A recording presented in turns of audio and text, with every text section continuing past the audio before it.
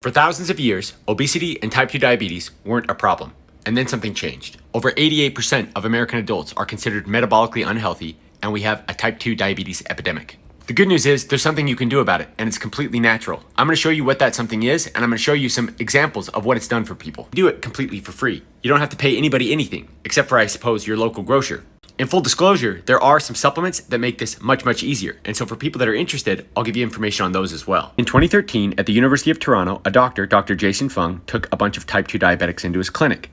In Fung's clinic at the University of Toronto, most of the patients with type 2 diabetes have a complete reversal of the disease and are off medications in 3 to 6 months. With 1 out of 3 American adults being pre-diabetic, you'd think this would be important news, especially since 9 out of 10 of them have no idea that they have it. But guess what? Nobody did hear about it. So what did he do? Intermittent fasting. In the modern diet, we're constantly eating all the time. Our blood sugar spikes and crashes. We feel hungry all the time during the crash periods. Our insulin is elevated all the time during the elevated periods.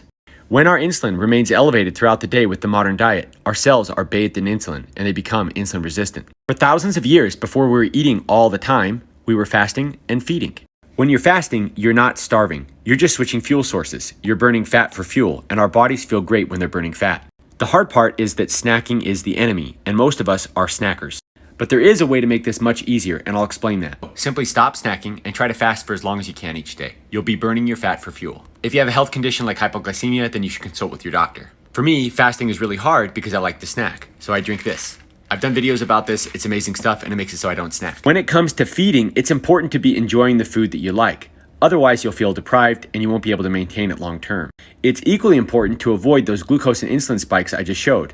And of course, the hard part is to avoid overeating. However, there's a natural way to avoid glucose and insulin spikes and avoid overeating, and it's called fiber. We have known for a long time that by adding a lot of viscous, soluble fiber to your meals, your blood sugar and insulin levels don't spike the way they otherwise would. Fruits, vegetables, seeds, herbs, plant fibers really help keep glucose and insulin levels in check. For some of us, it may not be realistic, affordable, or convenient to really get all that fiber into our diet to keep our blood sugar and insulin levels low and to prevent overeating. Fiber is very satiating. It keeps you full and it makes it very difficult to overeat. I like to supplement because by supplementing, I can actually avoid spending all the money and time that it would take to prepare those meals. There's nothing magic to this. It's been studied at the University of Sydney. By taking a packet of the fiber formula pre-meal, you reduce blood sugar levels by 20%, 2 packets reduced by 28%. This is huge. So the 2 F words,